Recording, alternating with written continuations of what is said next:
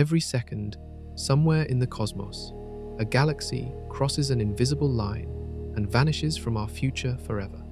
Light from over 2 trillion galaxies races toward Earth, but most of that light will never arrive. We stand inside a sphere that stretches nearly 62 billion light-years in every direction, surrounded by an edge we can see forming in real time. Beyond that boundary lies infinity itself, endless and unknowable. You're about to discover how the universe can be limitless and still have walls, how space expands faster than light allows, and why everything we can ever see is just the tiniest fraction of what exists. If this journey through cosmic paradoxes grabs you, hit that like button and subscribe. Prepare yourselves. We begin.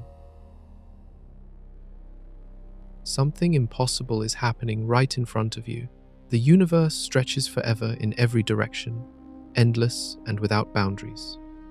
Yet you stand at the center of a sphere that has edges you can measure precisely. Both statements are true. Both seem to contradict each other. Welcome to the single most mind-bending paradox in cosmology, where infinity itself comes with limits. Think about this carefully. If you ask whether the cosmos has an edge, the answer is no. Space continues outward without walls, without borders, without any kind of cosmic fence marking where reality ends. Galaxies exist beyond galaxies, structures beyond structures, extending into distances so vast that numbers become meaningless. The universe confirmed through countless observations is likely infinite in extent, but here comes the twist that changes everything. You cannot see all of it. You cannot reach all of it. You cannot even receive light from all of it. Despite living in an infinite cosmos, you are trapped inside a bubble. This bubble has measurable boundaries, real limits, and those limits are closing in on you right now. The edge isn't made of matter or energy. Nothing physical blocks your view. Instead, the boundary emerges from something far stranger. Time itself creates your prison. Light travels at exactly one speed through empty space, roughly 186,000 miles per second. Nothing moves faster. This cosmic speed limit has been the same since the universe began, roughly 13.8 billion years ago. Now, combine these two facts and you hit a wall. Light from distant regions has been racing toward Earth since the beginning of time, but it hasn't arrived yet. Some light will reach us tomorrow. Some will arrive in 1 billion years, but vast stretches of space sit so far away that their light will never complete the journey. That unreachable distance defines your edge. Scientists call this boundary the cosmic horizon, and it surrounds you in all directions. Everything inside this sphere represents the observable universe, the only region you can possibly detect or interact with. Everything beyond remains forever hidden, separated not by distance alone, but by the structure of space-time itself. You could build a spacecraft capable of traveling at light speed, point it toward that horizon, and accelerate for eternity. You would never reach it. The boundary would move away faster than you could approach. This gets stranger still. Your horizon is not the same as someone else's horizon. An observer on a planet in the Andromeda Galaxy sees a different sphere centered on their location. Parts of their observable universe overlap with yours, but vast regions they can see remain invisible to you. Every point in space has its own cosmic horizon, its own bubble, its own edge. Infinity contains countless edges, each one real, each one unique. We live in a universe that is both boundless and bounded, eternal and limited, infinite and trapped. But the details of this paradox reveal something even more unsettling about the nature of reality itself. You are the exact center of the observable universe. Stand anywhere on Earth, anywhere in the galaxy, anywhere in the cosmos, and the same rule applies. You occupy the middle of a sphere that extends equally in all directions. Move one step to the left, and your sphere moves with you. Travel 1 million light-years and nothing changes. The bubble follows you perfectly, always centered, always the same size. This isn't an illusion or a trick of perspective. This is fundamental cosmic geometry. Picture yourself standing in an enormous dark warehouse with a single flashlight. The beam illuminates a circle around you, creating a boundary between what you can see and what remains in darkness. Walk forward and the circle moves. The lit area never changes shape or size, but different parts of the warehouse come into view while others fade behind you. Your cosmic horizon works exactly this way, except the flashlight is time itself and the warehouse is infinite. Every observer in the universe experiences this same phenomenon. An alien civilization 3 billion light-years away sees their own sphere, their own horizon, their own observable universe. Some of the galaxies they can detect exist beyond your reach, invisible to you forever. Meanwhile, you can see galaxies that remain eternally hidden from them. The cosmos reveals itself differently to every observer, granting each one a unique window into infinity. This creates a staggering realization. No observer can see the entire universe. No location offers a complete view. Even if you could somehow survey every galaxy in your observable region, catalog every star, map every structure, you would still have examined only a tiny fraction of what exists. The full universe extends far beyond what any single observer can detect. Infinity ensures that everyone sees merely a sample, a cosmic preview, never the whole show. But here comes something that makes this even stranger. Your observable universe is not just large.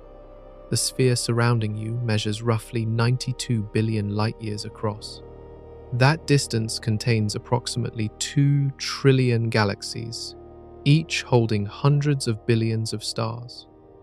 The numbers become incomprehensible quickly, yet this entire region, this vast cosmic domain, represents only a minuscule portion of total existence. If the universe is truly infinite, then your observable sphere is infinitely smaller than the whole, 0% of infinity. Your bubble contains everything you can ever see, measure, or interact with. Every photon that strikes your eye or your telescope comes from within this sphere. Every scientific discovery, every astronomical observation, every piece of data about the cosmos originates from inside these boundaries. You are cosmically isolated, separated from the rest of infinity by unbreachable limits. What determines the size of your bubble lies at the heart of the paradox itself. Light lies to you constantly about distance. Look at a galaxy 13 billion light-years away, and you see light that left 13 billion years ago. Simple math suggests that galaxy sat 13 billion light-years from Earth when it released those photons. Wrong. The galaxy was actually much closer when the light began its journey. By the time those photons reach your telescope, that same galaxy now sits far beyond 13 billion light-years. The light traveled through expanding space, and space itself betrayed the measurement. This deception reveals something profound about cosmic distance. When astronomers report distances to far objects, they often use light travel time. They measure how long light spent crossing space. A galaxy whose light took 10 billion years to arrive gets labeled as 10 billion light-years away.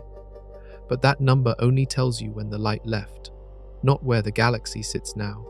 Space expanded during the journey. The galaxy drifted farther away while its light approached you.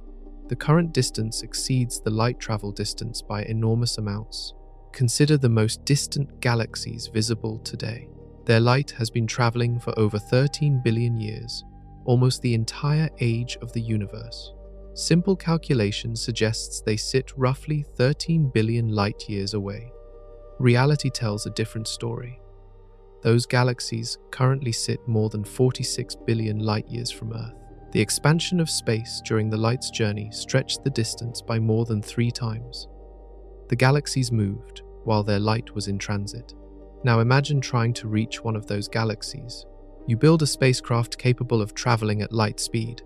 You point it toward a galaxy whose light took 12 billion years to reach Earth. You might think the journey would take 12 billion years. You would be catastrophically wrong. That galaxy has been receding the entire time its light traveled toward you. The current distance exceeds 30 billion light-years. Even moving at light speed, you could never catch it.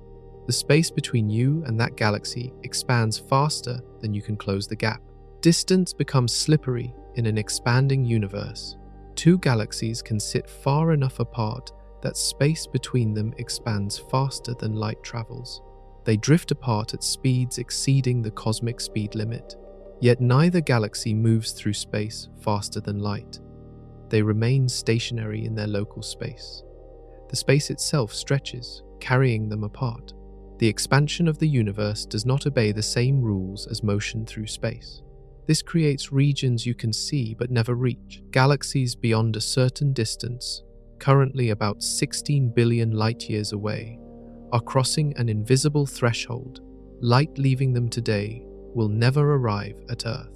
The space between us and them expands too quickly. Those galaxies can still send signals to us from their past, but their present and future remain forever disconnected from ours. We can watch their history unfold, but we will never witness what happens to them after a certain point. The cosmos splits into regions separated not by distance but by reachability, and this division reveals the two most important boundaries in the universe. Space itself is growing larger every second. Forget the image of galaxies flying through empty void like bullets through air. That picture misleads you completely. Galaxies mostly stay in place. The space between them expands, creating new distance where none existed before. Imagine a loaf of bread dough with raisins mixed throughout. As the dough rises, the raisins move apart, but each raisin remains stationary relative to the dough around it. The dough itself grows, carrying the raisins along. The universe behaves like that dough, except the dough is space-time itself. This expansion has no center and no edge. Every point in space expands equally. An observer in any galaxy would see all other galaxies receding, creating the illusion they occupy the center of expansion. But no true center exists. The universe expands everywhere simultaneously, stretching the fabric of space-time uniformly in all directions. Space does not expand into anything. There is no outside container. The universe is all there is. Measuring this expansion reveals something unexpected. Nearby galaxies recede slowly. Distant galaxies recede faster. Double the distance, and you double the recession speed. A galaxy 1 million light-years away might be drifting from us at 14 miles per second. A galaxy 2 million light-years away drifts at 28 miles per second. This relationship holds across the observable universe. The farther away something sits, the faster it recedes. Now push this pattern to its limit. At some distance, galaxies recede at exactly the speed of light. This distance currently measures about 14 billion light-years. Beyond that boundary, galaxies recede even faster. Some race away at twice light speed, others at 10 times. The most distant observable galaxies recede at roughly 3 times the speed of light. They violate no physical laws because they are not moving through space. Space itself carries them.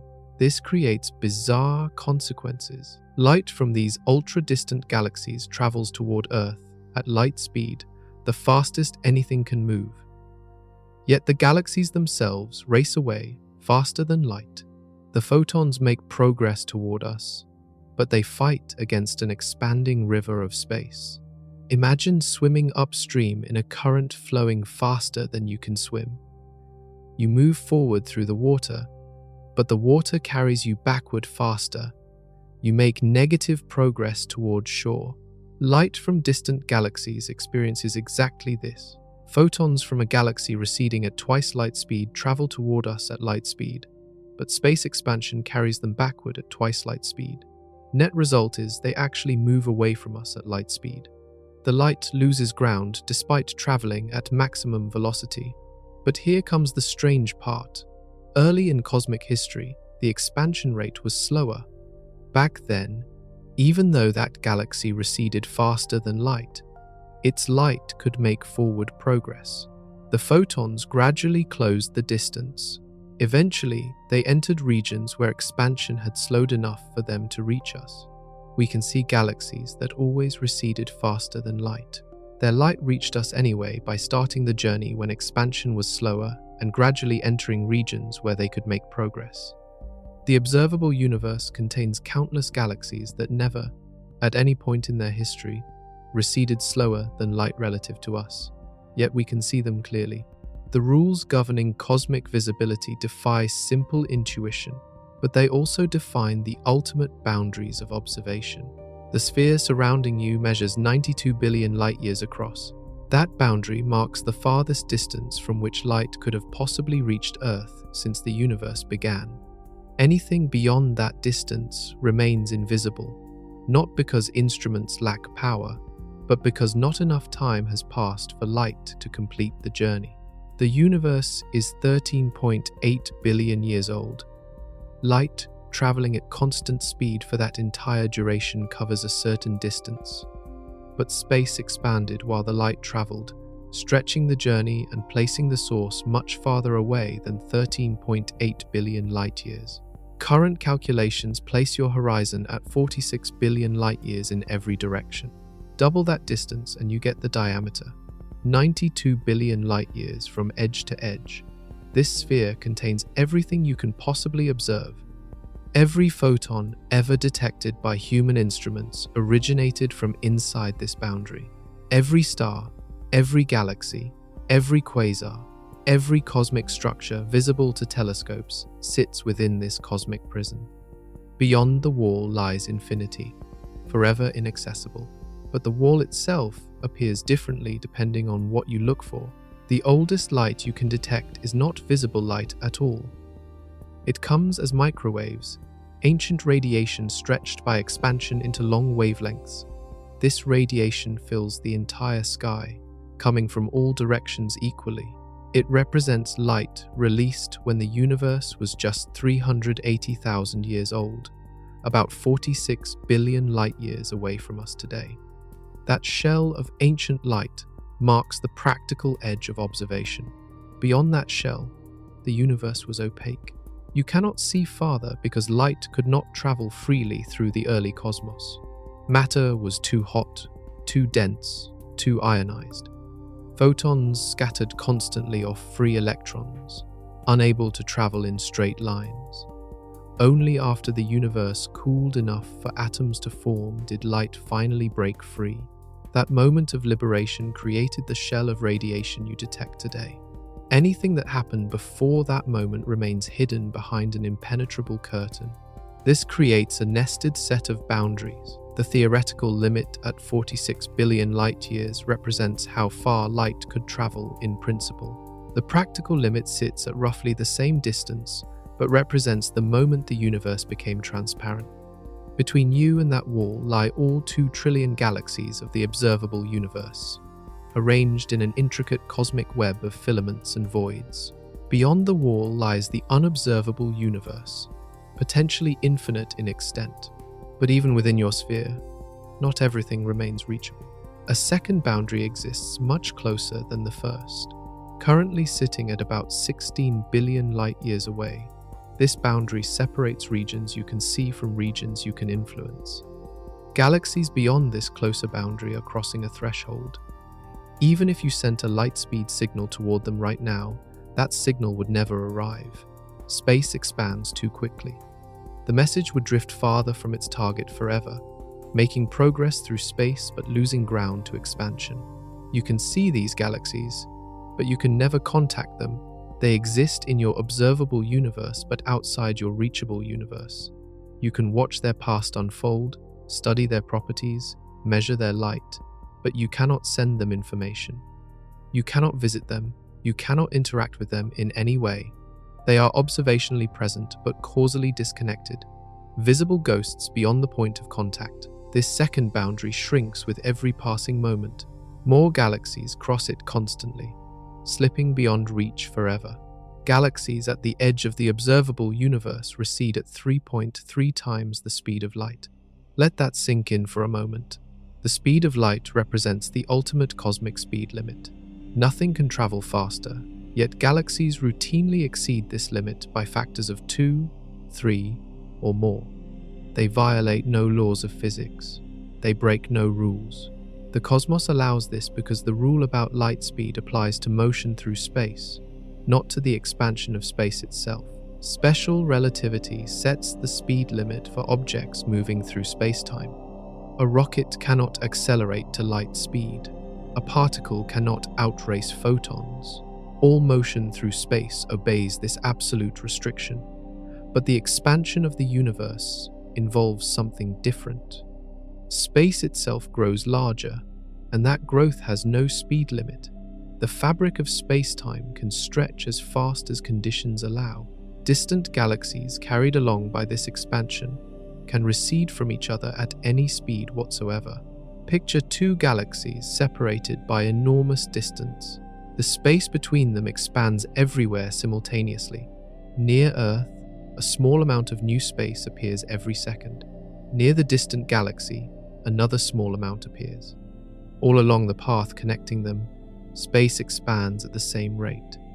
Add up all these small expansions across millions or billions of light years, and the total distance grows faster than light can travel. Neither galaxy moves through space faster than light, but the space carrying them expands without limit. This creates a strange consequence for light traveling between them. Photons from ultra-distant galaxies fight against expansion. They race toward Earth at maximum speed, but space carries them backward faster than they advance forward. Early in the universe's history, when expansion was slower, these photons could make progress. They gradually closed the distance despite swimming upstream against expansion. Eventually, they entered regions where local expansion had slowed enough for them to reach us. We see them now as ancient, red-shifted light from near the cosmic horizon. But photons emitted from those same galaxies today will never arrive. The current expansion rate exceeds the rate when that ancient light was emitted. Modern photons face a stronger current. They cannot make progress against it. They will drift away from Earth forever, despite traveling at light speed toward us. The galaxy that emitted them recedes faster than its own light can approach us. This defines the event horizon, the boundary separating galaxies we can still communicate with from galaxies forever beyond reach. Every second, about 20,000 galaxies cross this threshold. They slip beyond the event horizon, entering the unreachable realm. You can still see them because their old light continues arriving. But light they emit today, tomorrow, or any time in the future will never complete the journey. You are watching the last visible moments of these galaxies, frozen in time as they cross into cosmic isolation. Over billions of years, they will fade from view completely as their final photons arrive and no new ones follow. The event horizon currently sits about 16 billion light-years away. That makes it much closer than the observable horizon at 46 billion light-years. You can see galaxies far beyond the event horizon because their past light made the journey when conditions were different. But those distant galaxies are already unreachable. They crossed the event horizon long ago. Their current state, their present condition, their modern evolution remain forever hidden from view. This split between observation and interaction defines your cosmic reality. The universe you can see extends much farther than the universe you can reach. 380,000 years after the universe began, something changed forever. Before that moment, the cosmos was a roiling furnace of naked particles. Electrons drifted free, unbound to atomic nuclei. Photons scattered constantly off these free electrons, bouncing from particle to particle like pinballs in a machine. Light could not travel in straight lines. The universe was opaque, a thick plasma fog impenetrable to electromagnetic radiation.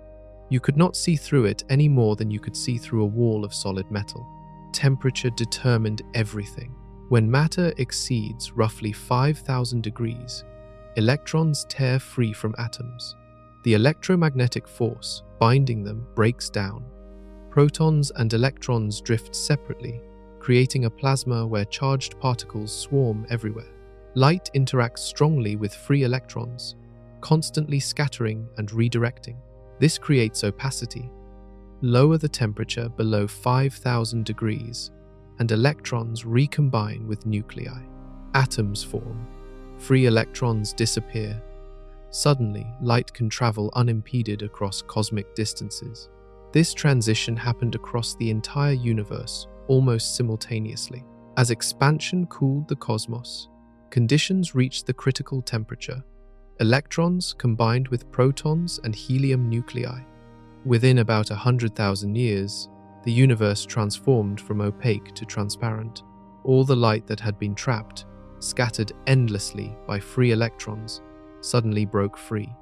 It streamed outward in every direction, carrying information about the conditions at that moment. That light has been traveling toward you ever since. Stretched by expansion, redshifted from visible light into microwaves, it fills the sky today as a faint glow called the cosmic microwave background. Every direction you look, you detect this ancient radiation. It represents light released from a spherical shell surrounding you, currently sitting about 46 billion light-years away. That shell marks the surface of last scattering, the moment when photons last interacted with matter before beginning their long journey to Earth. This shell is the farthest thing you can see with light. Beyond it, the universe was opaque. Light could not travel freely. You might imagine looking farther back with powerful enough telescopes, but no telescope can pierce the plasma curtain. It represents an absolute barrier to electromagnetic observation. Everything that happened before atoms formed remains hidden behind this wall of scattered light. The first 380,000 years of cosmic history are fundamentally invisible to light-based telescopes. But the cosmic microwave background itself reveals extraordinary detail. Temperature variations across the sky show tiny fluctuations in density, the seeds of all future cosmic structure. These variations measure about 1 part in 100,000. Regions slightly denser than average would eventually collapse under gravity to form galaxies. Regions slightly less dense would become the voids between galaxy clusters. The entire large-scale structure of today's universe traces back to these microscopic fluctuations visible in the ancient light. Looking at the cosmic microwave background means looking at the oldest possible image of the universe. It represents baby pictures of the cosmos, taken when everything was simpler, smoother, more uniform. Since that moment, gravity has amplified the small variations into the magnificent complexity visible today. But that ancient light also reveals something else.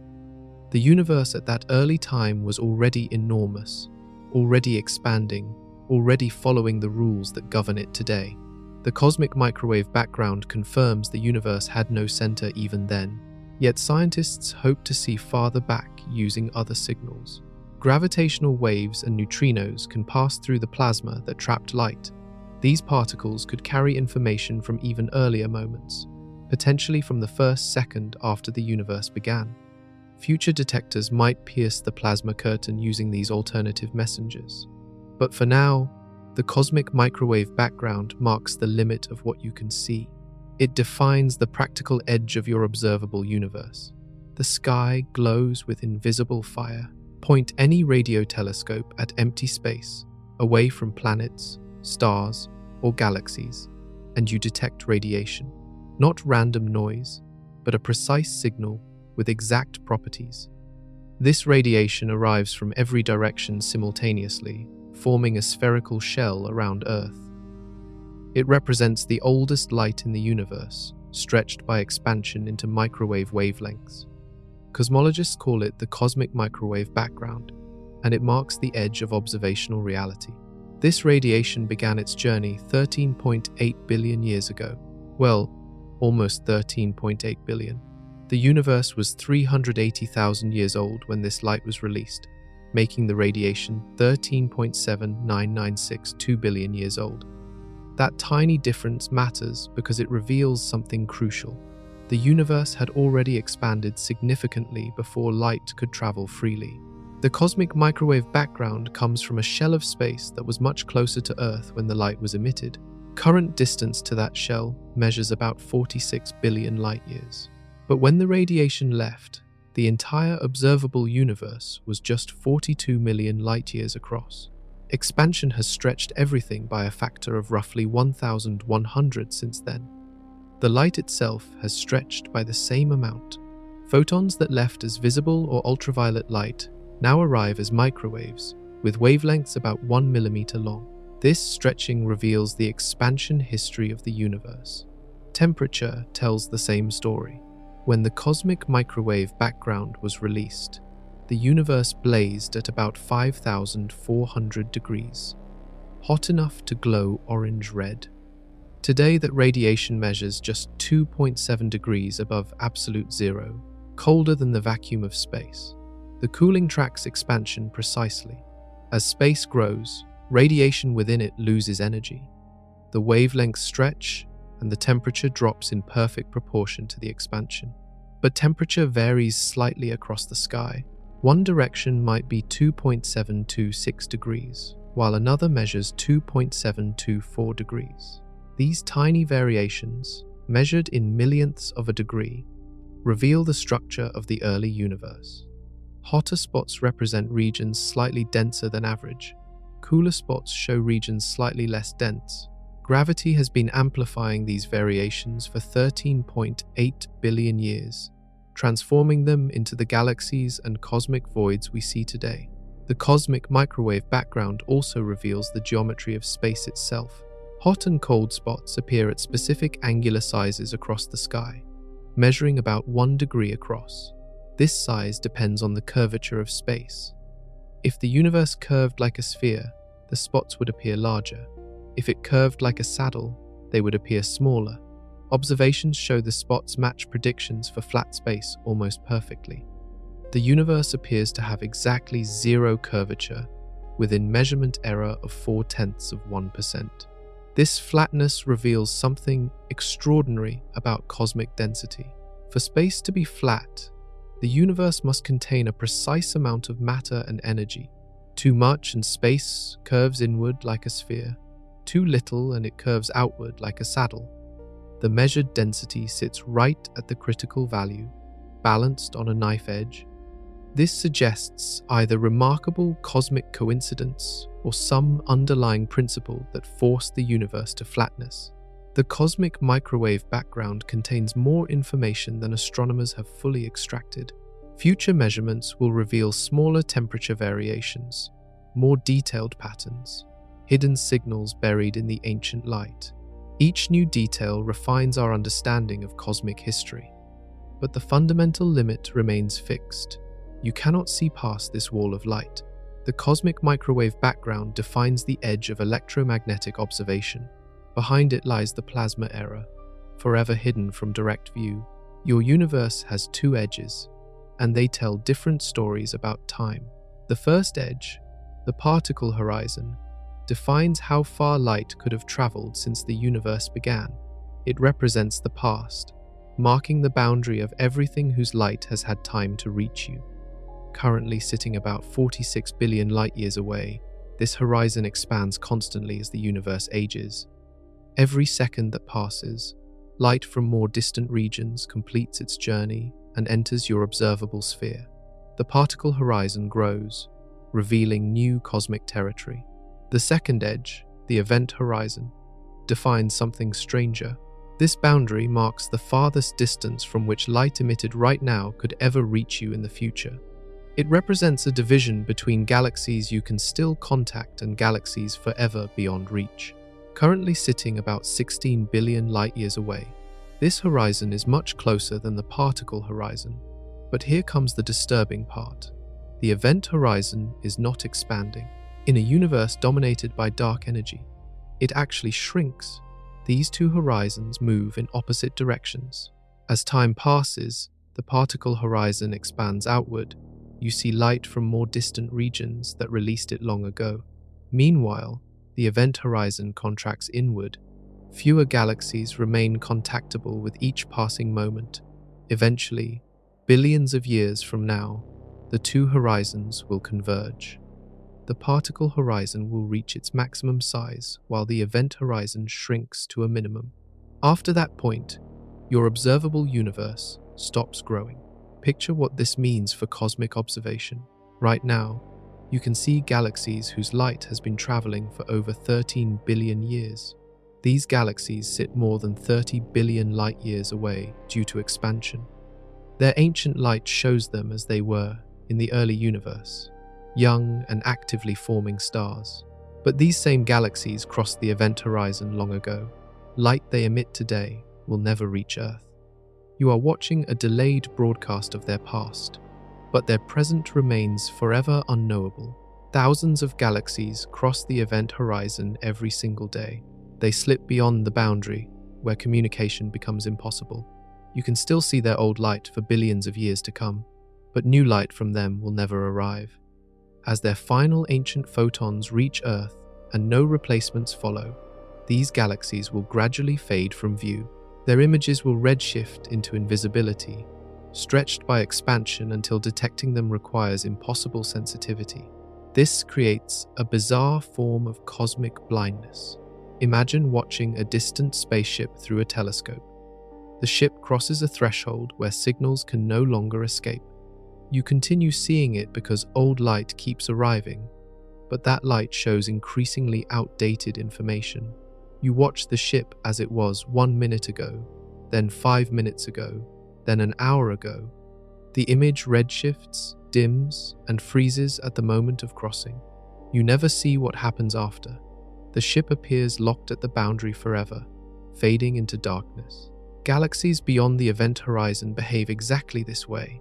You see them as they were when light escaped their local region, before space expansion trapped subsequent photons. Their images freeze, redshift, and vanish. The observable universe loses galaxies permanently, even while remaining infinite in extent.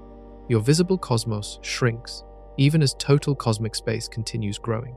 You become increasingly isolated in an expanding yet emptying observable sphere. This represents the far future of observation. Billions of years ahead, astronomers will detect fewer galaxies than you can see today. Their observable universe will contain less variety, fewer examples of cosmic structure, reduced astronomical diversity. Some types of galaxies visible now will have faded completely. Future civilizations might develop cosmology with incomplete data, missing crucial examples of cosmic evolution that crossed the event horizon before their species emerged. The two horizons define your window into infinity. One expands, revealing the past. The other contracts, sealing off the future. Every minute, light from about 20 million galaxies crosses an invisible threshold and begins losing its battle against space. These photons will never reach Earth. They launch toward us at maximum cosmic speed, racing across expanding space, only to drift farther away with every second that passes. The expansion of the universe overwhelms their forward progress. They fight against a current stronger than their speed, making negative progress despite traveling as fast as physics allows. This defines your future horizon, the boundary beyond which the cosmos becomes unreachable. The event horizon currently measures about 16 billion light-years away, but this distance will change. In a universe filled only with matter, the event horizon would sit infinitely far away. Every galaxy, no matter how distant, would eventually become observable if you waited long enough. Light from anywhere could reach you, given sufficient time, but our universe does not contain only matter. Dark energy dominates the cosmic inventory, making up roughly 68% of all energy density. Dark energy has a strange property. Unlike matter or radiation, which dilute as space expands, dark energy maintains constant density. Create new space, and you create new dark energy to fill it. This violates intuition. Normal stuff spreads thinner as volume increases. Dark energy does not. The total amount of dark energy in the universe increases as expansion creates more volume. This accelerates the expansion itself. More space means more dark energy, means faster expansion means even more space in a runaway feedback loop. This acceleration changes cosmic horizons dramatically. In an accelerating universe, the event horizon converges to a fixed distance. Currently at about 16 billion light-years, it will asymptotically approach 17.6 billion light-years over cosmic time. This represents the maximum distance from which light emitted at any future moment can reach us. Galaxies beyond this ultimate horizon are forever beyond contact, no matter how long you wait or what signals you send. Picture the implications stretching across deep time. Right now, you can see about 2 trillion galaxies. That number will decline. Over the next 100 billion years, galaxies will cross the event horizon and fade from view as their final photons arrive.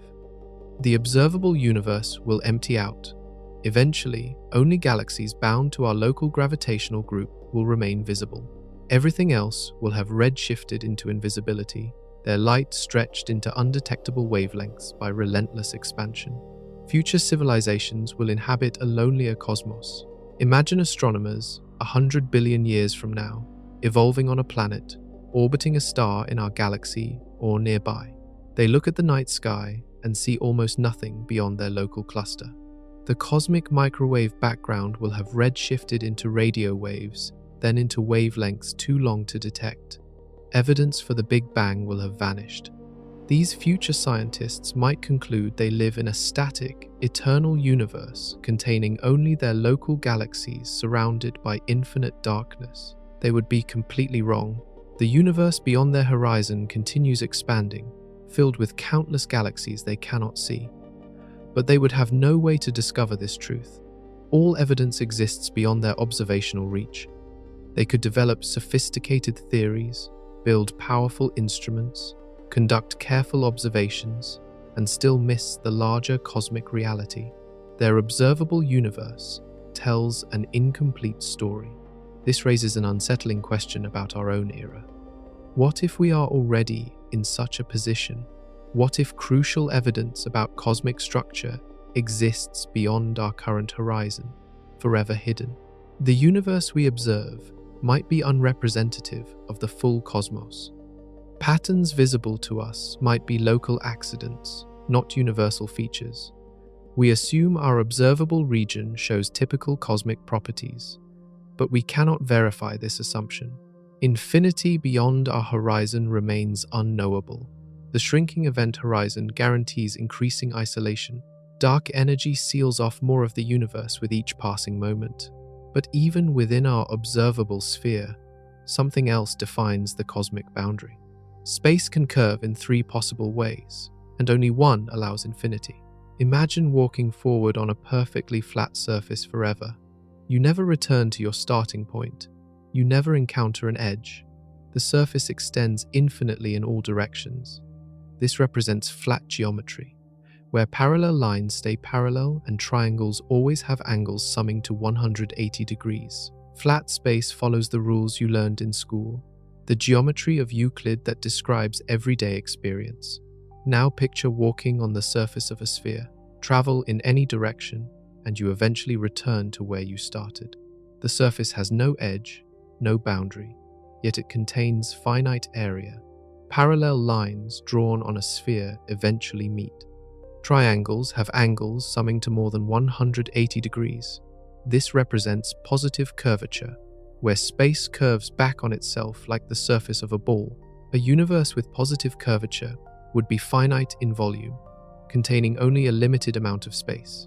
Finally, imagine walking on a saddle-shaped surface. This represents negative curvature, where parallel lines diverge, and triangles have angles summing to less than 180 degrees.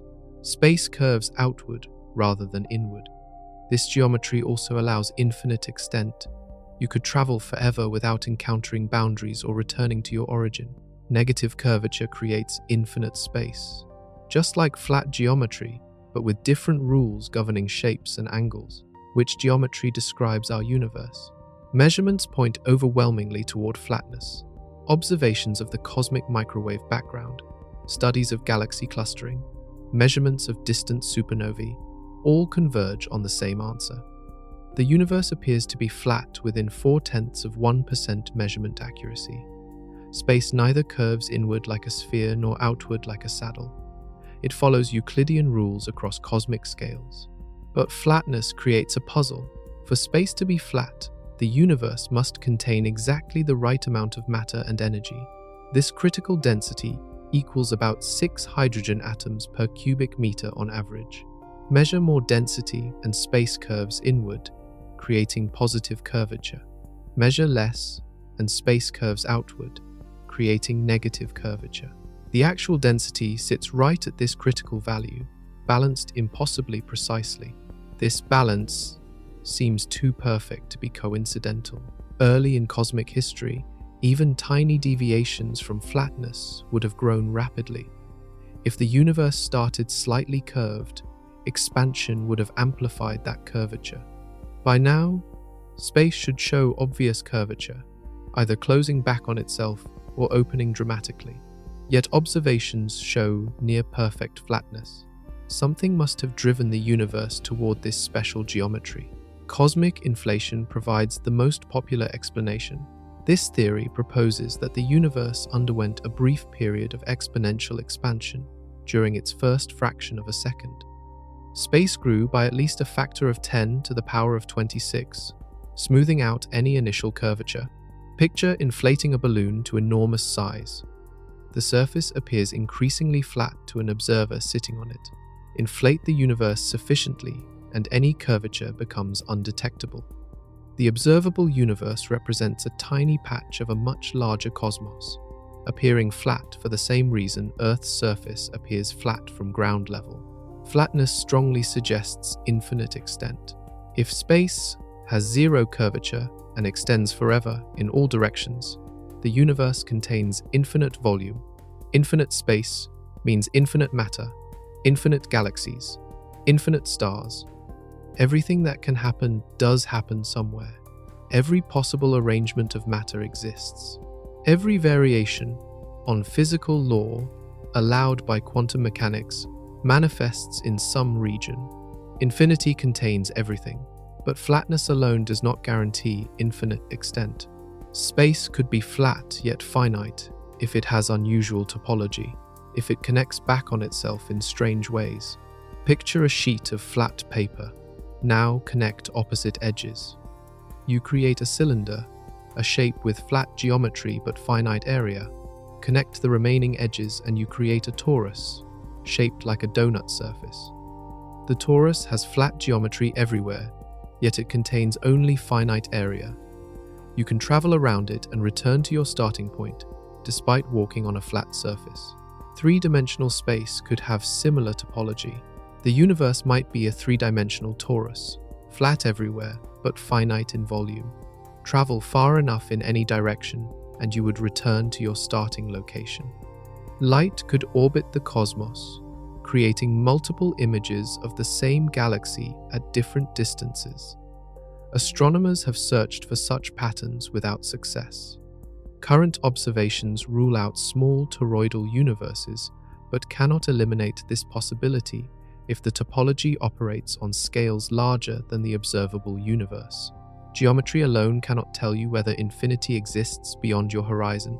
Try to measure the distance to a galaxy, and the ruler changes while you are measuring. Imagine holding a tape measure between Earth and a distant galaxy.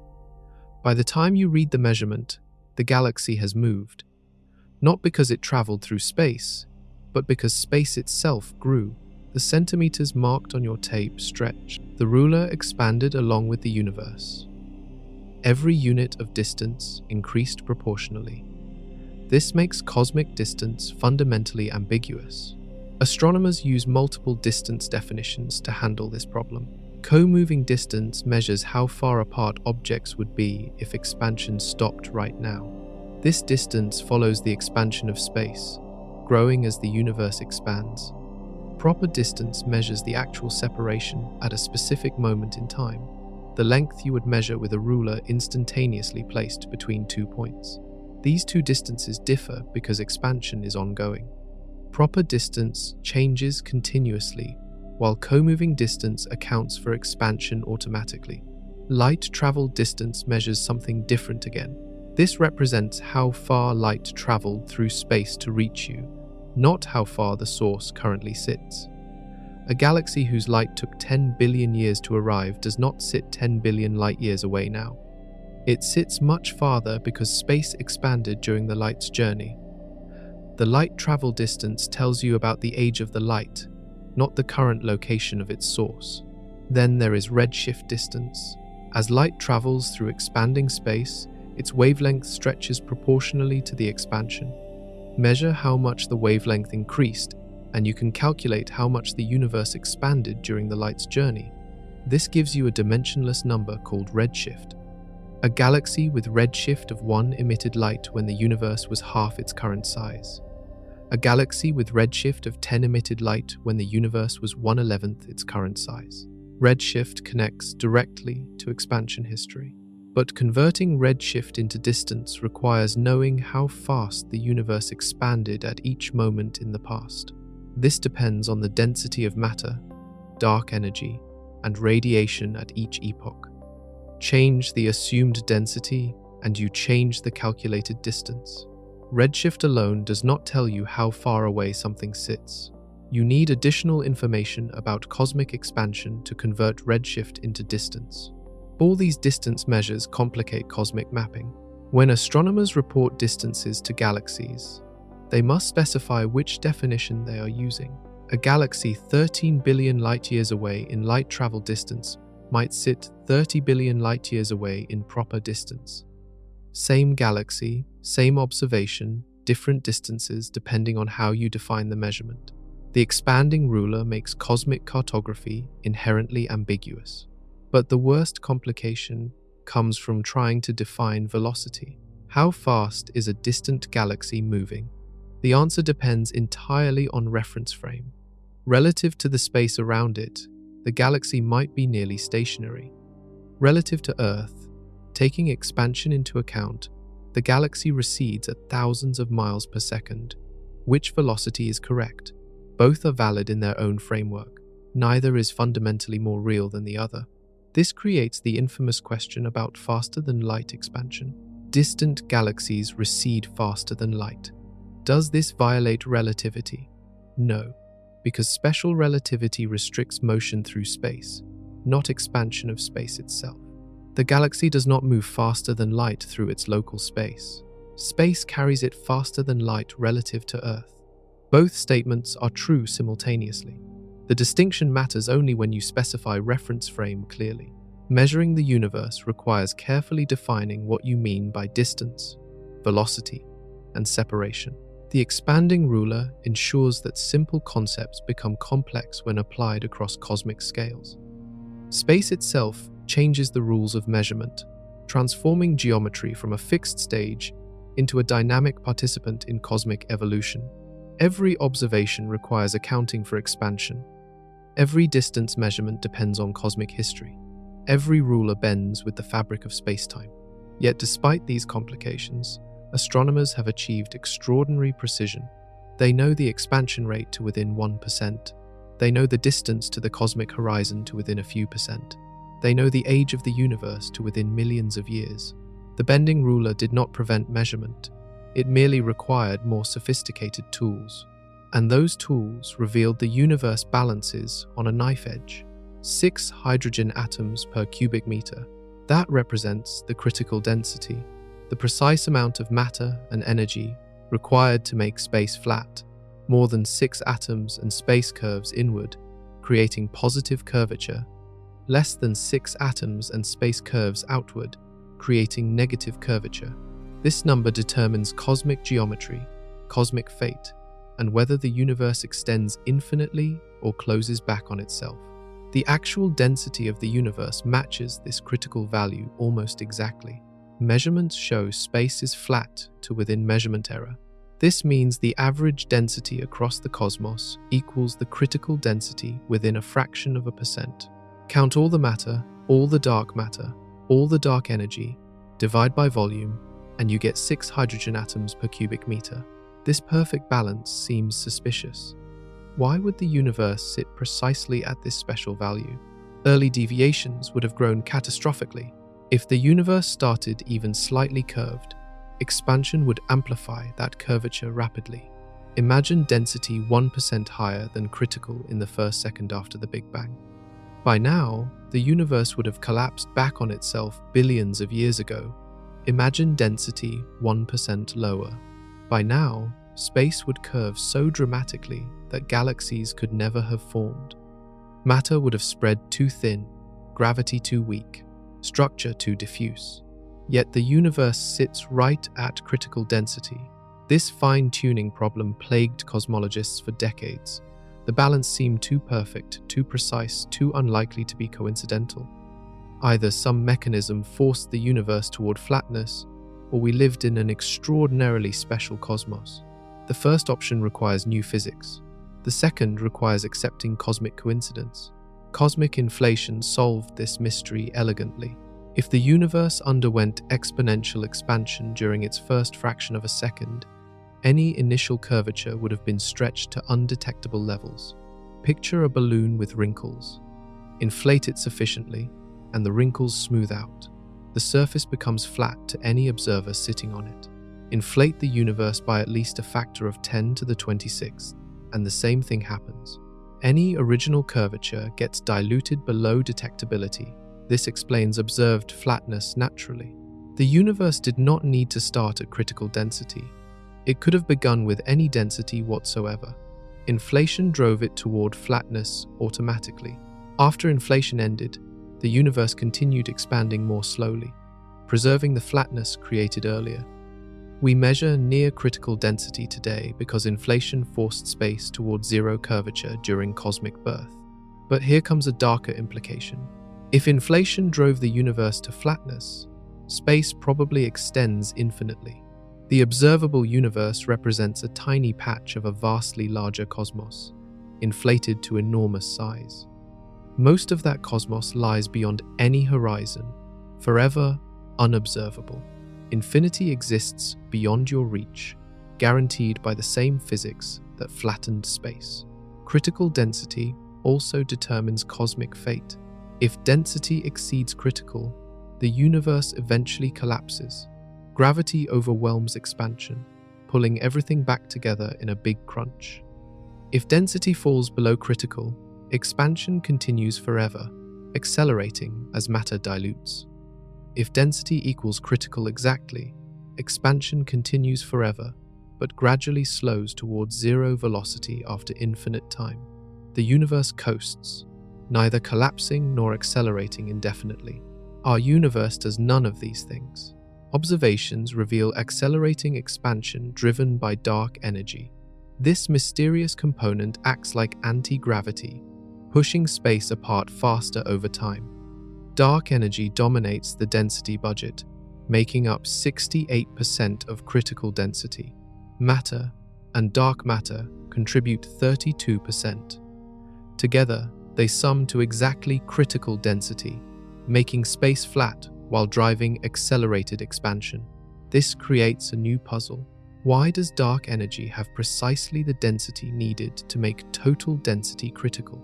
This represents another fine-tuning problem, another cosmic coincidence requiring explanation. The density of dark energy could have been any value. Why does it equal exactly the amount needed to flatten space when combined with matter density? No one knows. The universe balances at critical density for reasons that remain mysterious. Inflation explains why matter density sits near critical. Dark energy explains accelerated expansion. But why these two components sum to exactly critical density remains unexplained. The knife-edge balance suggests some underlying principle, some deeper law that forces this relationship. Until we discover that principle, the coincidence stands as one of cosmology's great mysteries. Yet this balance defines your observable universe completely. Critical density means flat space means possible. Infinity means an infinite cosmos. For one tiny fraction of a second, the universe exploded faster than physics should allow. Between roughly 10 to the minus 35 and 10 to the minus 32 seconds after the Big Bang, space expanded by at least a factor of 10 to the 26th. The entire observable universe grew from smaller than an atom to larger than a grapefruit in less time than a photon takes to cross a proton. This represents exponential expansion, where size doubles repeatedly at fixed intervals. The universe doubled again, at least 90 times in rapid succession. Nothing in normal physics predicts this behavior.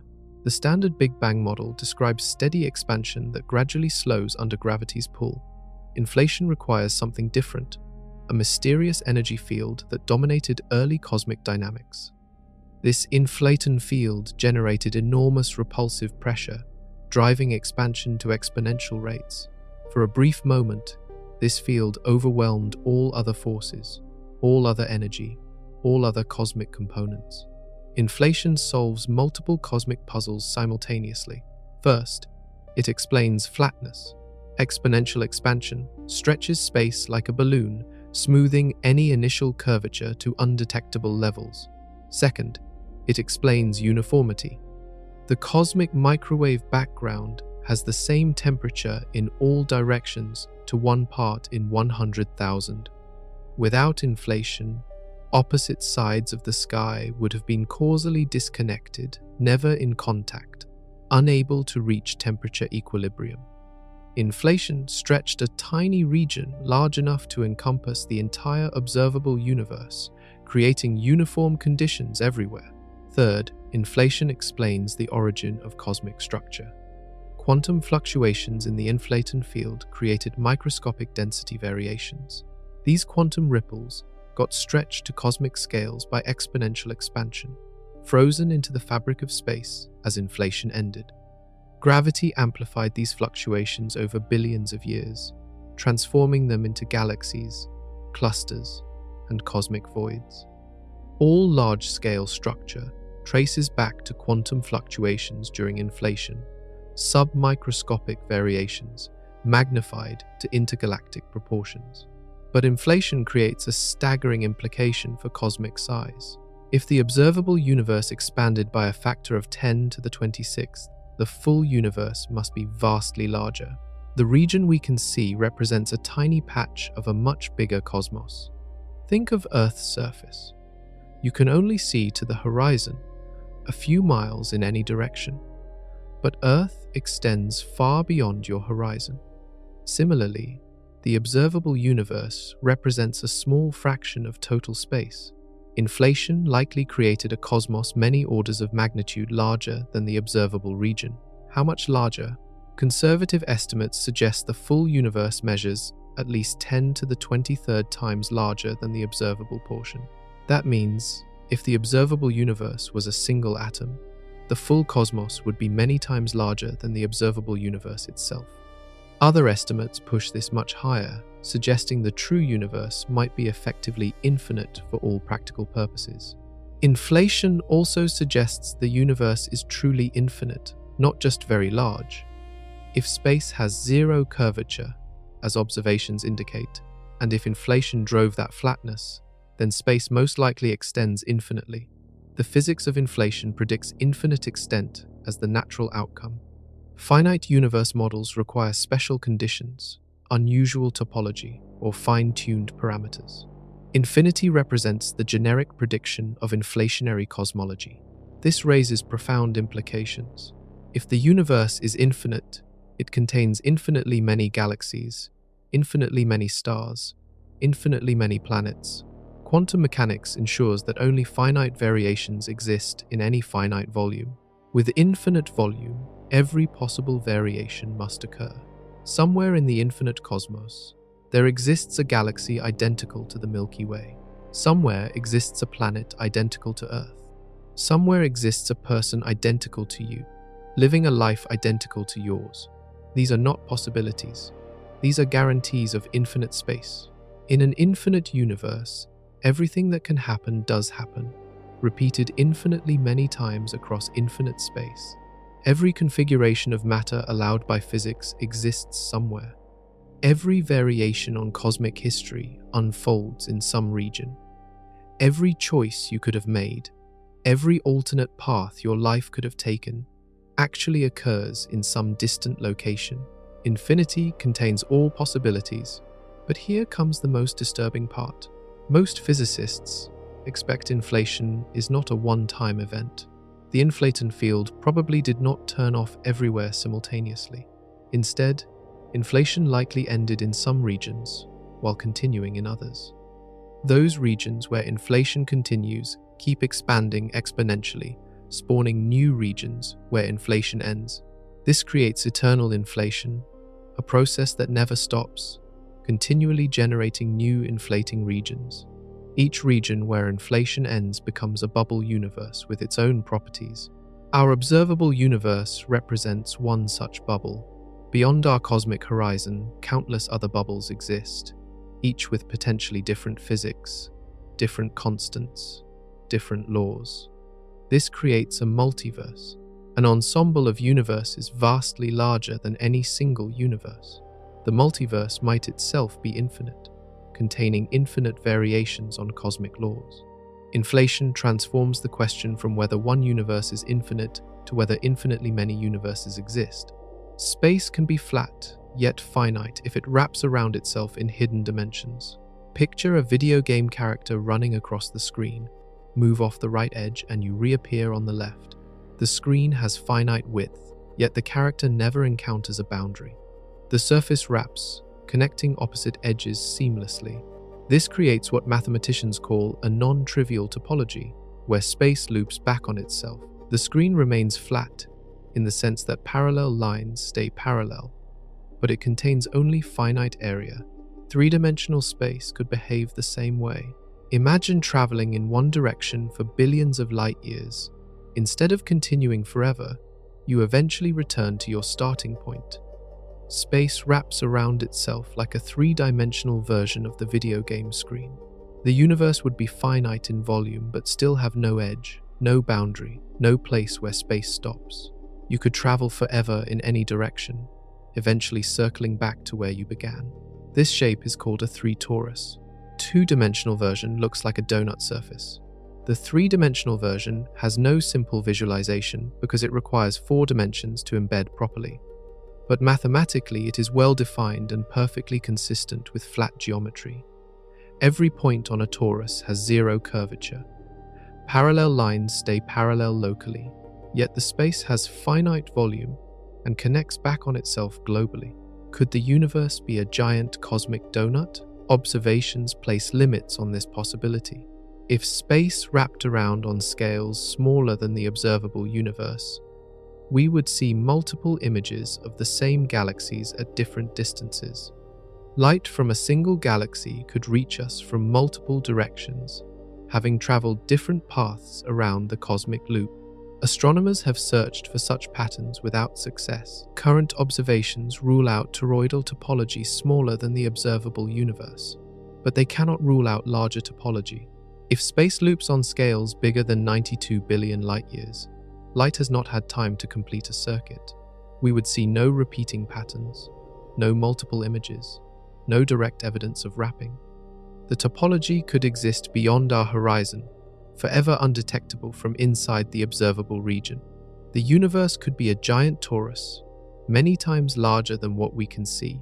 This creates an odd situation. Space could be flat, satisfying all observational tests, yet still be finite. The universe would contain only limited volume, limited galaxies, limited matter, but that limit would be so large compared to the observable universe that we could never detect it. For all practical purposes, such a universe would appear infinite, even though technically it is not.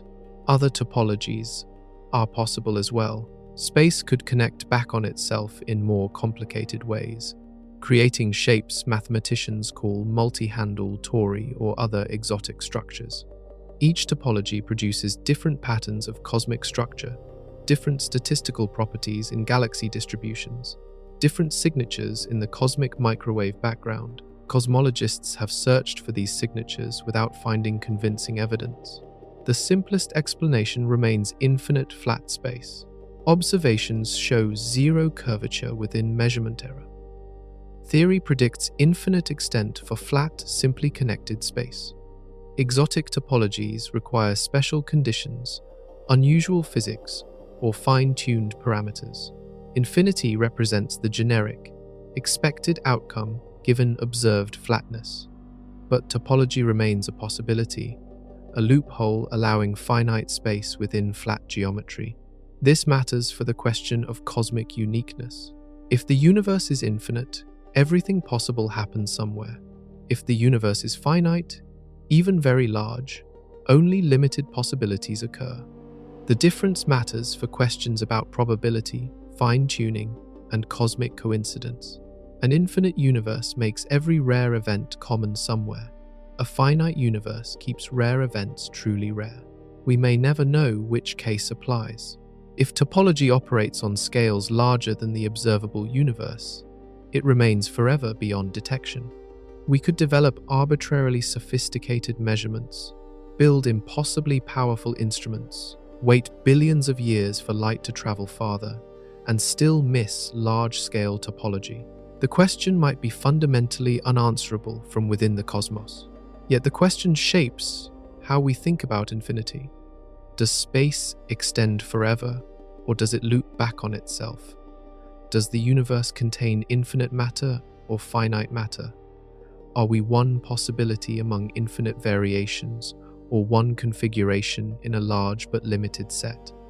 The answers depend on whether space wraps in ways we cannot detect. For now, flat geometry suggests infinity but cannot guarantee it. The universe must be one of three fundamental forms, and each determines a different fate for existence. A spherical universe curves inward on itself like the surface of a ball. Travel in any direction and you eventually return to your starting location, having circumnavigated cosmic space. This geometry contains finite volume with no boundary. Space curves back on itself, creating a closed cosmos where parallel lines eventually meet. Triangles drawn across cosmic distances have angles summing to more than 180 degrees. Gravity wins in this scenario. The universe eventually stops expanding, reverses direction, and collapses back into a singularity. A hyperbolic universe curves outward like a saddle shape. Parallel lines diverge as they extend into distance. Triangles have angles summing to less than 180 degrees. Space extends infinitely in all directions, opening wider as you move farther from any point. This represents negative curvature, where expansion overwhelms gravity completely. The universe expands forever, accelerating as matter dilutes. Space grows colder, darker, emptier across eternal time. Infinite volume guarantees infinite extent. A flat universe sits precisely between these extremes. Space has zero curvature. Parallel lines stay parallel forever. Triangles have angles summing to exactly 180 degrees. The geometry follows Euclidean rules across cosmic scales. This represents the knife-edge case where gravity and expansion balance perfectly. The universe expands forever, but at a gradually slowing rate. In the limit of infinite time, expansion velocity approaches but never reaches zero. Flat space typically implies infinite extent, though exotic topologies can create finite flat universes. Which shape describes our cosmos? Multiple independent observations converge on the same answer. The cosmic microwave background reveals temperature fluctuations with specific angular sizes. These sizes depend directly on spatial curvature. Measure hot and cold spots at 1 degree across, and space is flat. Larger spots indicate positive curvature. Smaller spots indicate negative curvature. Observations show spots measuring almost exactly 1 degree, consistent with flat geometry. Galaxy surveys confirm this conclusion from different evidence. The large-scale distribution of galaxies creates patterns sensitive to curvature. Statistical analysis of galaxy clustering matches predictions for flat space within narrow error margins. Distant supernova observations provide yet another independent check. The brightness of exploding stars at various distances depends on cosmic geometry. These measurements also point toward flatness. All evidence indicates zero curvature within 0.4%. The universe appears to be flat to extraordinary precision. This flatness strongly suggests infinite extent, though it cannot prove infinity conclusively. Space could wrap around itself on scales larger than the observable universe, creating finite volume within flat geometry. But the simplest interpretation remains infinite flat space, extending forever. Positive and negative curvature are essentially ruled out.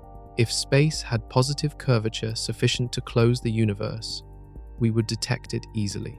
The observable universe would represent a significant fraction of total space. The cosmic microwave background would show clear signatures of closure. None appear.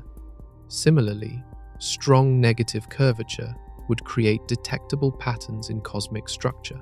Observations show no such patterns. Space sits remarkably close to perfect flatness. This flatness creates the cosmic coincidence problem. Why does the universe have exactly the density needed to make space flat? Why not slightly more, creating positive curvature? Why not slightly less, creating negative curvature? The balance seems too precise to be accidental. Either some mechanism forces the universe toward flatness, or we live in an extraordinarily special cosmos. Inflation provides the most convincing mechanism, driving space towards zero curvature during exponential expansion. But inflation also predicts something more unsettling. If inflation drove the universe to flatness by stretching it enormously, the total cosmos must be vastly larger than the observable portion. The region we can see represents a tiny patch of a much bigger universe. And that bigger universe is most likely infinite, extending forever beyond any horizon. The three possible shapes narrow to one, and that one shape points toward infinity. The geometry of everything determines whether existence is finite or endless. Geometry tells you how space curves, but topology tells you how space connects. You can know that space is flat, that curvature equals zero everywhere, and still not know whether the universe is finite or infinite. Geometry measures local properties, how shapes behave in small regions. Topology measures global properties, how space connects to itself across cosmic distances. Two universes can have identical geometry, but completely different topology, like a flat sheet of paper versus a flat torus. This separation between geometry and topology creates a loophole. All observations confirm flat geometry. The cosmic microwave background, galaxy clustering, supernova distances, every measurement points towards zero curvature. Scientists know the universe is flat within measurement error, but this does not prove infinite extent. Space could be flat everywhere, yet still loop back on itself, creating finite volume without any curvature. The observable universe alone cannot distinguish these possibilities. Consider how light travels through different topologies. In simply connected infinite space, light from any source travels in straight lines forever, never returning to its origin. In a toroidal universe, light can orbit the cosmos, potentially creating multiple images of the same object. Photons from a single galaxy might reach Earth from several directions, having taken different paths around cosmic loops. Astronomers would see copies of galaxies at various distances, like reflections in a hall of mirrors. Searches for these patterns have found nothing. Scientists have looked for matching circles in the cosmic microwave background, signatures that would reveal space wrapping back on itself. They have searched for duplicate galaxy patterns, identical arrangements appearing in different directions. They have analyzed statistical properties of cosmic structure for hints of non-trivial topology. No convincing evidence has emerged. The universe appears simply connected, not wrapped or looped. But absence of evidence is not evidence of absence when topology operates beyond the horizon. If space loops on scales larger than 92 billion light-years, light has not completed a circuit. We would see no repeating patterns because photons have not yet traveled far enough to return from the opposite side. The topology could exist beyond detection range, forever hidden by the finite age of the universe. We might live in a finite cosmos and never know it. This matters for fundamental questions about existence. In an infinite universe, every possible configuration of matter occurs somewhere. Quantum mechanics limits the number of distinct arrangements in any finite volume. With infinite volume, repetition becomes inevitable. An infinite cosmos contains infinite copies of you, living infinite variations of your life. In a finite universe, even very large, uniqueness remains possible. You might be the only version of yourself that exists. Topology also affects cosmic evolution in subtle ways. A toroidal universe has finite volume, but no center and no edge. Gravity acts globally, influenced by matter distribution everywhere. This creates correlations in cosmic structure across scales comparable to the topology. A simply connected infinite universe has no such global effects. Local physics determines local structure without distant influence. These differences might appear in subtle patterns, but only if we could observe scales comparable to the topology. Current observations place lower limits on possible topology size. If the universe loops back on itself, the loops must be larger than the observable region. Otherwise, we would detect repeating patterns. The cosmos must be at least 92 billion light-years in circumference for each topological direction. This makes it larger than everything we can see, even if ultimately finite. For practical purposes, such a universe would appear infinite from our limited perspective. Mathematics allows many exotic topologies. Space could wrap in complicated ways, creating multi-handled structures or twisted orientations. Each topology produces different global properties while maintaining local flatness. Most of these possibilities seem physically unmotivated, requiring special conditions during cosmic formation. The simplest topology remains simply connected infinite space, but simplicity alone does not guarantee truth. We may never escape the topology trap. If space connects to itself beyond our horizon, we cannot detect it from within the observable universe. We could wait billions of years, build instruments of arbitrary precision, analyze every photon ever received, and still miss large-scale topology. The question might be fundamentally undecidable, forever beyond empirical resolution, yet the answer determines whether the universe is finite or infinite. Light from galaxies beyond your cosmic horizon will never reach you, but those galaxies exist right now. 46 billion light-years away, in every direction, lies a boundary. On this side, regions whose light has completed its journey to Earth. On that side, regions whose light remains in transit, racing toward us but not yet arrived. And beyond that, regions so distant that light emitted now cannot overcome cosmic expansion. These regions exist. They contain galaxies, stars, planets, potentially life. But they remain forever separated from our observable universe. What fills this unreachable space? Standard cosmology assumes it looks much like our observable region. The same physical laws apply. The same types of galaxies form. The same large-scale structure emerges.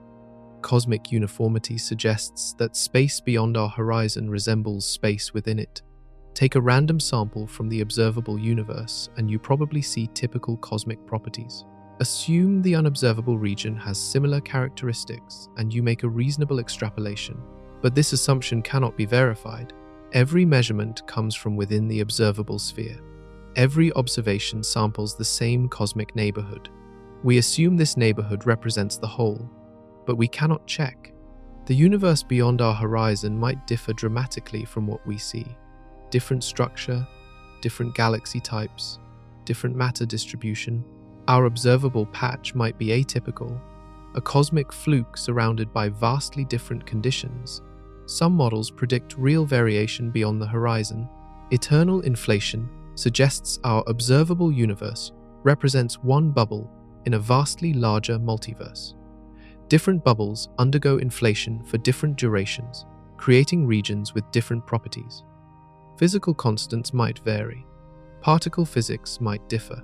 The strength of gravity, the mass of electrons, the speed of light, all could take different values in distant regions. Our observable universe shows one set of cosmic parameters, but infinity beyond the horizon might sample the full range. This creates observer selection effects. We necessarily live in a region where conditions allow observers to exist. Stars must form to create heavy elements. Planets must be stable enough for life. Physical constants must permit chemistry.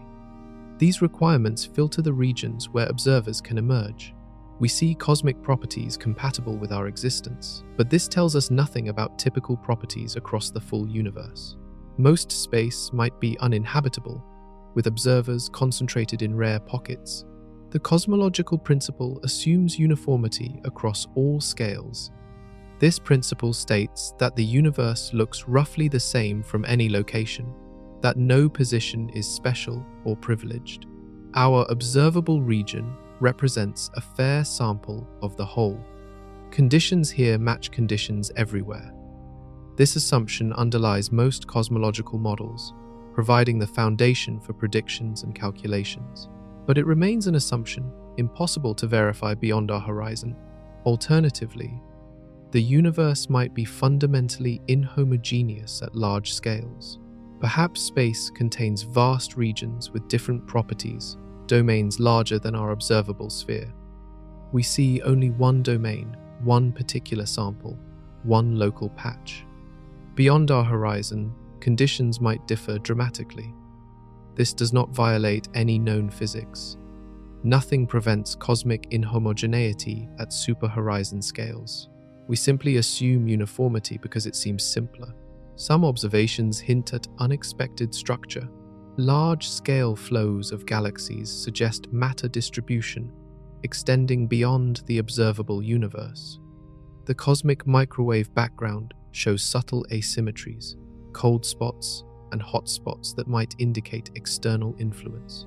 These anomalies remain marginal, possibly statistical flukes, but they raise the possibility that our horizon does not encompass everything relevant to local cosmic structure.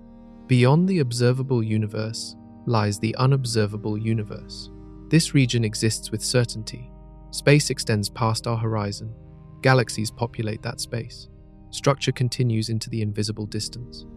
But we cannot measure it, cannot observe it, cannot interact with it. The unobservable universe might be vastly larger than the observable portion. If inflation stretched space enormously, the full cosmos could be many orders of magnitude bigger than what we can see.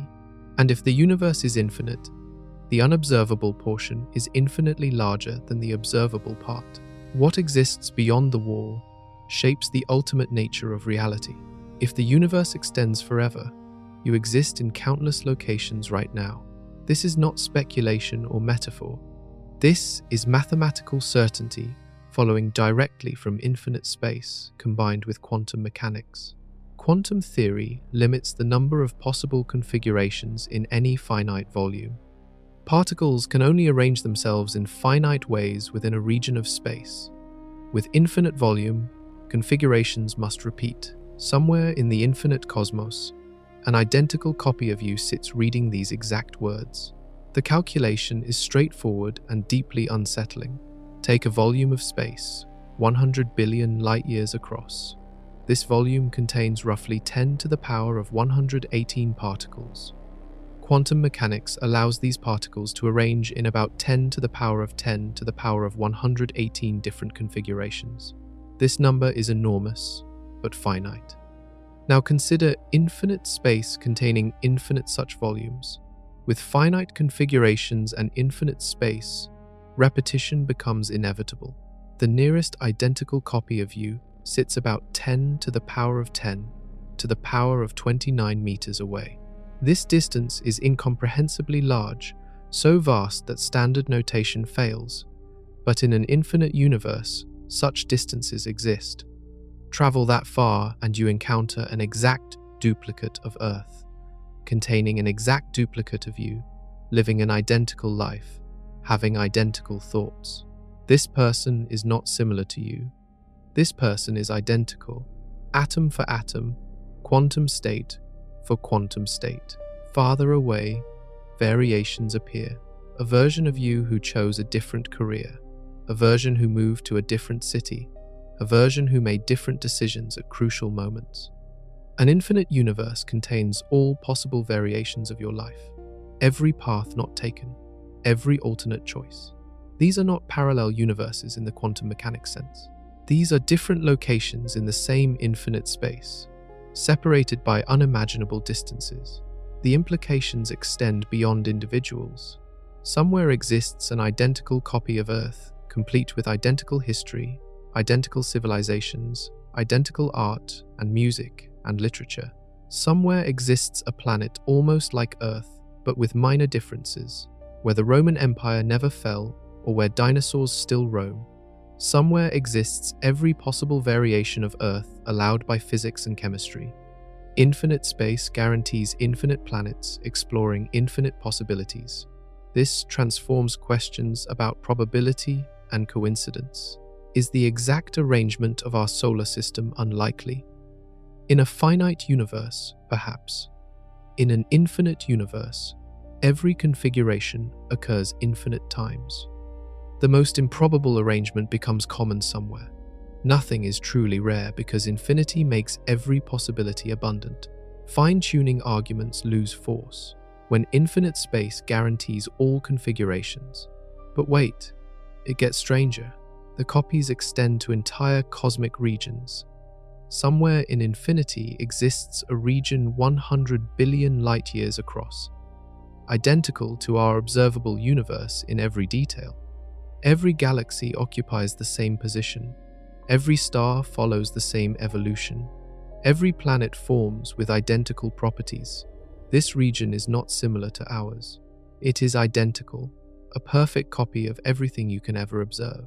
How far away does this identical, observable universe sit? The calculation yields a number with more zeros than atoms in your body. The distance is so vast that describing it requires scientific notation stacked multiple layers deep. Yet, in infinite space, this distance exists. Given infinite volume and finite configurations, perfect copies are mathematically guaranteed. Philosophers debate whether these copies count as separate individuals. If two regions of space are identical, do they represent one thing existing in multiple locations or multiple distinct things? Does the version of you 10 to the power of 10 to the power of 29 meters away have the same consciousness, the same identity, the same selfhood, or does spatial separation create genuine multiplicity? These questions have no obvious answers. Physics offers no mechanism for distinguishing identical copies.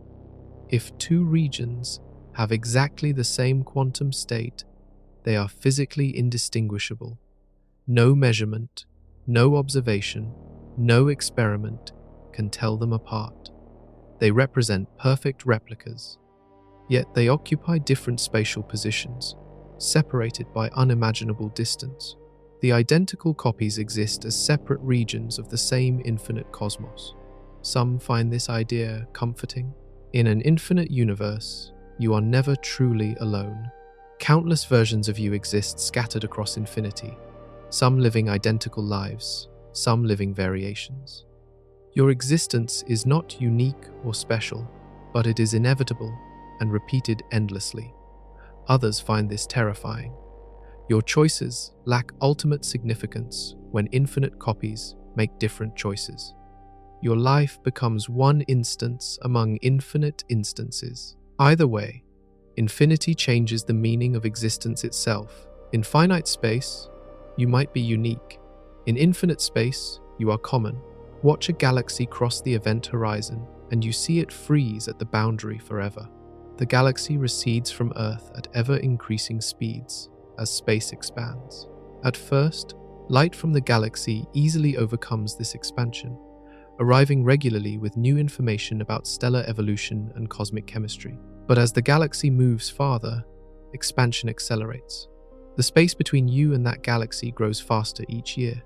Eventually, the recession velocity exceeds light speed. The galaxy crosses the event horizon. What happens to light emitted at that moment? The photons travel toward Earth at maximum cosmic speed, but space carries them backward faster than they advance forward. They make negative progress, drifting farther from Earth with each passing second despite racing toward us. These photons will never arrive. The galaxy has crossed into unreachable territory. Light it emits now remains trapped beyond the horizon, unable to overcome expansion, but you continue seeing the galaxy for billions of years afterward. Light emitted before the crossing still approaches Earth. Photons that left the galaxy when recession velocities were lower can complete their journey. They arrive carrying increasingly outdated information. You see the galaxy as it was 1 million years before crossing, then 10 million years before, then 100 million years before. The stream of arriving photons shows progressively older images. This creates a bizarre temporal effect. The galaxy appears to slow down as it approaches the horizon. Its evolution freezes. Stars stop forming. Supernovae that should occur never appear. The galaxy's image locks at the moment of crossing, showing eternal snapshots of its state at the event horizon. You never see what happens after. The present and future of that galaxy remain permanently hidden. Meanwhile, the light itself changes dramatically. Expansion stretches photon wavelengths as they travel through growing space. Light that left the galaxy as ultraviolet arrives as infrared. Light that left as visible red arrives as microwave. The longer the photons spend in transit, the more they redshift. Images of the galaxy gradually shift through the spectrum, becoming redder, dimmer, longer in wavelength. Eventually, the light becomes undetectable. Wavelengths stretch beyond what any conceivable instrument can measure. The galaxy fades from view, not because it stops emitting, but because its light redshifts into invisibility. The final photons arrive so stretched, so dim, so depleted of energy that detecting them becomes impossible. For all practical purposes, the galaxy disappears from the observable universe. Yet the galaxy itself continues existing beyond your horizon. Stars form and explode. Gas clouds collapse and scatter. Planets orbit in systems you will never see. The galaxy undergoes normal cosmic evolution, following the same physics as galaxies within your reach. Nothing special happens at the event horizon from the galaxy's perspective. Local physics continues unchanged. Only the connection to distant observers breaks. Now, consider this from the galaxy's viewpoint. Observers in that galaxy see Earth recede past their event horizon simultaneously. They watch our galaxy freeze at their boundary, images locked at the moment of crossing. They see our light redshift into invisibility. To them, Earth has left their observable universe, just as they have left ours. Both perspectives are equally valid. Event horizons are observer-dependent boundaries, not objective features of space. This creates a strange symmetry. We lose access to distant galaxies. They lose access to us. The separation is mutual, the isolation symmetric. Neither location is special. The event horizon simply marks where expansion overwhelms light speed for any pair of observers. As the universe ages, more galaxy pairs become mutually unreachable. The cosmic neighborhood shrinks for everyone. Billions of years in the future, the observable universe will contain far fewer galaxies. Everything beyond our local gravitational group will have faded from view. Future astronomers will detect only nearby galaxies, bound together by gravity too strong for expansion to overcome. They might conclude the universe consists of their local cluster surrounded by infinite empty space. They would be wrong, but all contrary evidence would lie beyond their horizon. Information loss accelerates as the event horizon contracts. Dark energy drives expansion faster over time. This brings the event horizon closer, shrinking the sphere of reachable space. More galaxies cross the boundary each moment. The cosmic neighborhood empties at an increasing rate. Eventually, only gravitationally bound structures remain visible. Everything else vanishes beyond the contracting horizon. You are watching the universe disappear in real time, galaxy by galaxy. The frozen images at the horizon mark the last glimpses of cosmic regions you can never visit. Every photon that crosses space loses energy to expansion. As space stretches, light stretches with it. Wavelengths increase proportionally to the growth of the universe. A photon emitted as blue light might arrive as red. A photon emitted as red might arrive as infrared. A photon emitted as infrared might arrive as microwave. The transformation continues relentlessly as long as light travels through expanding space. This process is called cosmological redshift, and it determines what you can observe. Redshift measures how much the universe expanded during a photon's journey. Scientists express redshift as a number indicating wavelength change. Redshift 0 means no change. Redshift 1 means wavelength doubled. Redshift 2 means wavelength tripled. The highest redshift galaxies observed sit around redshift 13, meaning the universe expanded 14-fold since their light was emitted. These galaxies appear as they were just a few 100 million years after the Big Bang. But redshift does more than change color. Energy decreases as wavelength increases. A photon with double the wavelength has half the energy. A photon with triple the wavelength has 1/3 the energy. As galaxies recede and their light redshifts, each arriving photon carries less energy than when it was emitted. The light becomes dimmer not only because of increasing distance, but also because individual photons weaken. Now combine redshift with time dilation. Events in distant galaxies appear to run slower from our perspective. A supernova explosion that takes 3 weeks locally appears to last 6 weeks at redshift 1, 9 weeks at redshift 2. The expansion of space dilates time for distant objects, making their evolution appear to proceed in slow motion. This further reduces the rate at which photons arrive. Not only does each photon carry less energy, but fewer photons arrive per second. The combined effect is devastating for observation. A galaxy at high redshift appears dramatically fainter than an identical galaxy nearby. The light loses energy to redshift. Time dilation reduces photon arrival rates. Geometric spreading across increased distance further dilutes the light. All three effects multiply together, making distant galaxies extraordinarily difficult to detect. The most distant galaxies observable today required years of telescope exposure time to capture enough photons for clear images. But there is a limit beyond which detection becomes impossible. As galaxies recede past the event horizon, their light redshifts toward infinity. Wavelengths grow without bound. Energy approaches zero. Photon arrival rates drop toward nothing. Eventually, the combined factors reduce light intensity below any possible detection threshold. The galaxy fades into invisibility not because it stops emitting, but because its light becomes undetectable. This fate awaits every galaxy beyond our local group. Over billions of years, each distant galaxy will cross the event horizon and fade from view. You are already seeing the beginning of this process. The most distant galaxies visible today are barely detectable with the most powerful telescopes. Their light arrives weakened by extreme redshift, diluted by time dilation, spread thin by cosmic expansion. These galaxies hover at the edge of observability. Future telescopes might push detection limits farther, but only marginally. Each increase in sensitivity reveals slightly more distant galaxies at slightly higher redshift.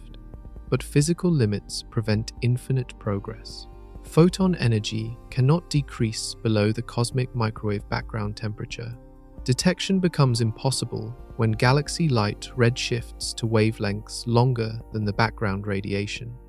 At that point, galaxies become indistinguishable from the faint glow filling all of space.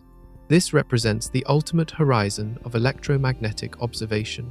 Even with perfect instruments, infinite sensitivity, and unlimited observation time, you cannot see past where galaxy light redshifts into the microwave background.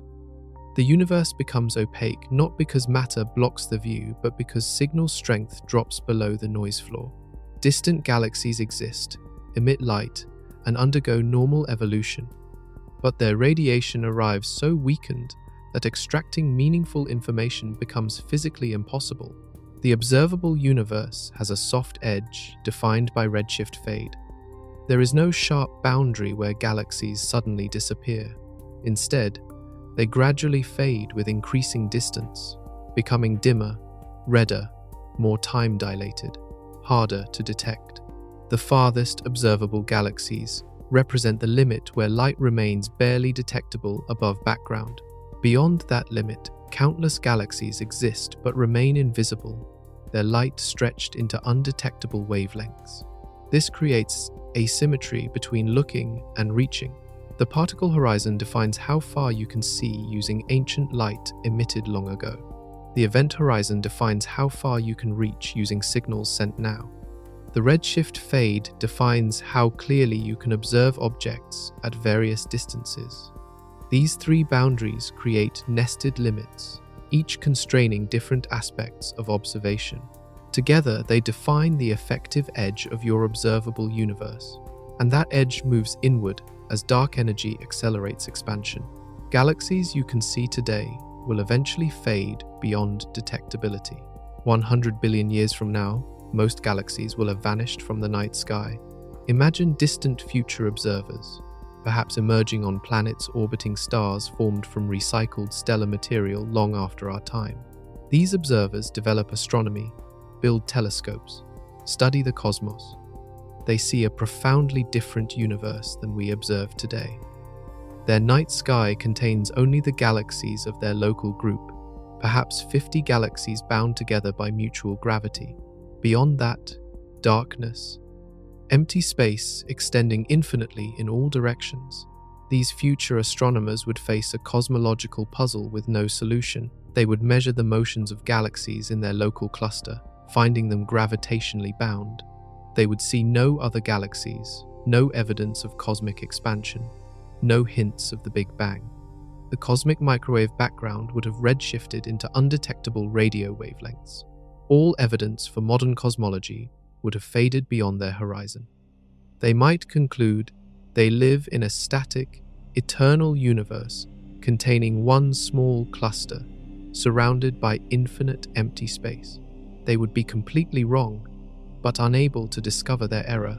All contradicting evidence exists beyond their event horizon. Billions of galaxies continue existing, evolving, forming stars. The universe continues expanding, accelerating under dark energy's influence. But none of this remains observable. The accelerated expansion has carried everything beyond detection range. Future observers see only their local cosmic neighborhood, cut off from the larger universe. This illustrates how cosmological evidence is temporary. We live in a special epoch where the universe reveals itself clearly. The cosmic microwave background remains detectable. Distant galaxies lie within observational range. Evidence for expansion, the Big Bang, cosmic evolution, all remain accessible, but this window is closing. As expansion accelerates, evidence fades. Future observers will lack the data needed to reconstruct cosmic history. Some argue we might already be in such a position. What if crucial evidence about the universe existed in the past, but has faded beyond our horizon? Early epochs might have displayed features no longer observable. The first stars, the first galaxies, the detailed structure of cosmic inflation, all might have left signatures that redshifted into undetectability before human observers emerged. We see a universe already partially edited by time and distance. The far future grows progressively lonelier for observers everywhere, not just for our distant descendants, but for every civilization in every galaxy. As the event horizon contracts, each observer loses access to more of the cosmos. Local groups of galaxies remain visible, bound together too tightly for expansion to separate them. But everything beyond slowly fades. The observable universe shrinks for everyone simultaneously. Eventually, only gravitationally bound structures remain visible. Galaxies within the local group will merge over billions of years, eventually forming a single giant elliptical galaxy. Observers in this galaxy will see nothing beyond their merged system. No external galaxies, no cosmic microwave background, no evidence of anything beyond their local structure. They will inhabit an island of matter surrounded by apparent cosmic void. But the void is not empty. Countless galaxies continue existing beyond the horizon. The universe remains full of structure, teeming with stars, possibly alive with civilizations. Nothing changes in the larger cosmos. Only the observational connection breaks. Expansion carries distant regions beyond detection range, creating apparent emptiness where reality remains rich and complex. This raises philosophical questions about the meaning of existence. If something exists but cannot be observed, detected, or interacted with in any way, does it meaningfully exist from your perspective? Future observers cannot confirm that anything lies beyond their local cluster. They might theorize about larger cosmic structure, but they cannot test those theories. The unobservable universe becomes irrelevant to their science, yet it remains real, filled with galaxies they will never see. Our epoch represents a golden age for cosmology, a brief window where the universe reveals itself. Before us, the cosmos was too young, too hot, too simple to produce observers. After us, the universe will be too old, too expanded, too isolated for observers to see clearly.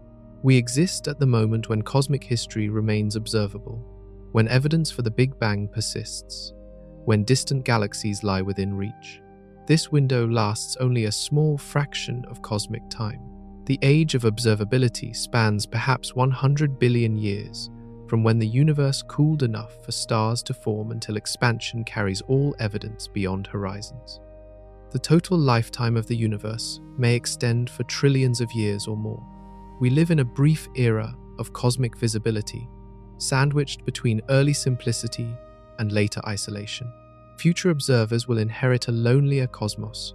They will see less, know less, understand less, despite potentially superior technology and intelligence.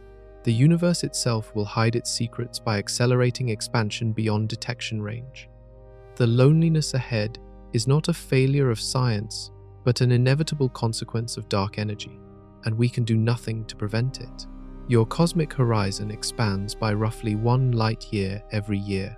New regions of space become observable as their ancient light completes its journey to Earth. Every second, photons from previously invisible galaxies cross into your cosmic sphere.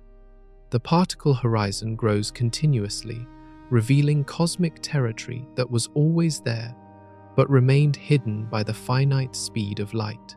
Your observable universe increases in volume with every tick of the clock. But this growth is deceptive. While the particle horizon expands, showing you more of the ancient universe, the event horizon contracts, cutting you off from more of the present universe. These two boundaries move in opposite directions. You see farther into the past as ancient light arrives from greater distances. Simultaneously, you become disconnected from more of the current universe as expansion carries present regions beyond reach. The edge moves differently depending on which edge you measure. Consider what this means for cosmic observation. The farthest galaxy visible today emitted its light over 13 billion years ago, when the universe was less than 5% its current age. You see this galaxy as it was in cosmic infancy, young and full of newly formed stars. But that galaxy has evolved dramatically since then. It now sits over 46 billion light-years away, having been carried by expansion into the distant cosmos. You cannot see its current state. The galaxy's present condition remains hidden beyond your horizon. Every galaxy you observe appears as it was, not as it is. Look at a galaxy 1 billion light-years away, and you see it as it was 1 billion years ago. Look at a galaxy 10 billion light-years away, and you see it as it was 10 billion years ago. The observable universe is not a snapshot of cosmic structure at one moment. It is a backward-looking cone through time, showing different epochs at different distances. The farther you look, the farther back in time you see. This temporal structure creates strange possibilities. A galaxy could have already been destroyed by some catastrophic event, but you continue seeing it because light from before its destruction keeps arriving. The galaxy appears healthy and active in your telescope, but it no longer exists in its current location. You observe ghosts, images of cosmic structures that may have changed dramatically or ceased to exist entirely. Now combine this with the moving event horizon. Some galaxies you can see today will cross the event horizon in the future. Light currently arriving from these galaxies will eventually stop. You will watch them freeze at the boundary, fade from view, and disappear. Meanwhile, other extremely distant galaxies will enter your particle horizon for the first time. Their ancient light will finally complete its journey, revealing cosmic structures never before observable. Your window into the cosmos shifts constantly. The observable universe changes content over time, not just because galaxies evolve, but because different galaxies enter and exit observability. Some ancient galaxies become visible for the first time as their light reaches us. Some more recent galaxies fade beyond the event horizon and vanish. The inventory of observable cosmic structures is dynamic, changing as horizons move. This creates a cosmic traffic pattern. Galaxies enter your observable sphere from the past as their ancient light arrives. They cross through your observational window as you watch their evolution unfold.